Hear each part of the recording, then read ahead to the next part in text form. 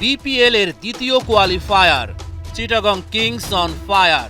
Toss হেরে ব্যাটিংয়ে নেমে খুলনা টাইগার্সের টপ অর্ডার ছারখার। কাপ্তান মেহেদী মিরাজ সবচেয়ে গুরুত্বপূর্ণ ম্যাচেই ব্যর্থ, স্টাম্প ভেঙে দিলেন বিনুরা ফার্নান্দো। রহস্য স্পিনার আলিস আল ইসলামের বল বুঝতেই পারেননি অ্যালেক্স রস, খুলনা টাইগার্সের বিগ লস। কঠিন পরীক্ষায় নাইম শেখ আসরের সবচেয়ে সফল ব্যাটসম্যানকে বারবার পরাস্ত করলেন খালেদ আহমেদ। শেষ পর্যন্ত খালেদই তুলে নিলেন নাইমের উইকেট। 22 বলে 19 রান নাইম শেখের ব্যাটে। আফিফ হোসেন ফিরেছেন আরাফাত সানির বলে। 42 রানে খুলনা 4 উইকেট হারিয়েছে। খুলনার ইনিংসের 17তম ওভারটা ঘটনাবহুল। খালেদ আহমেদের বলে মাহিদুল অঙ্কনের দেয়া ক্যাচ নিতে ক্লার্ক করলেন ভুল। এরপরই খালেদের ওপর চড়াও হন হেটমায়ার। 2 বলে 2টা ছক্কার মার। শরীফুল ফেরালেন 41 রান করা অঙ্কনকে, কিন্তু হেটমায়ার ঝড় তুলেছে। ক্যারিবিয়ান তারকাই খুলনাকে ম্যাচে ফিরিয়েছে। 29 বলে হেটমায়ারের 50। বিনুরা ফার্নান্দোর ওভারে 4 বলেই তোলেন 20 রান। হেটমায়ার 33 বলে খেলেন 63 রানের ঝকঝকে ইনিংস।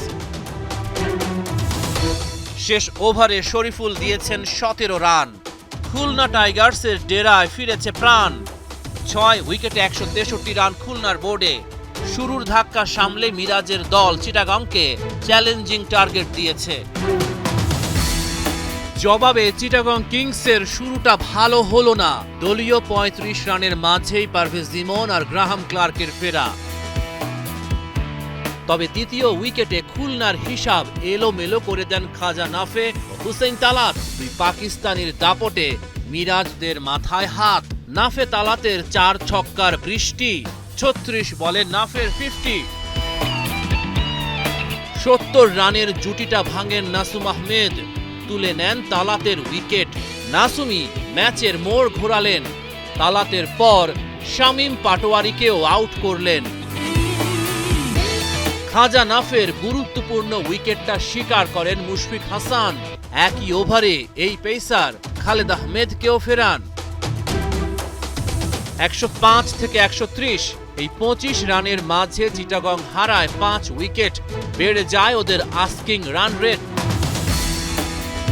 শেষ ওভারে চরম নাটকীয়তা। ব্যথা পেয়ে মাঠ ছাড়লেন আলিস আল ইসলাম। 3 বলে চিটাগংয়ের দরকার 8 রান।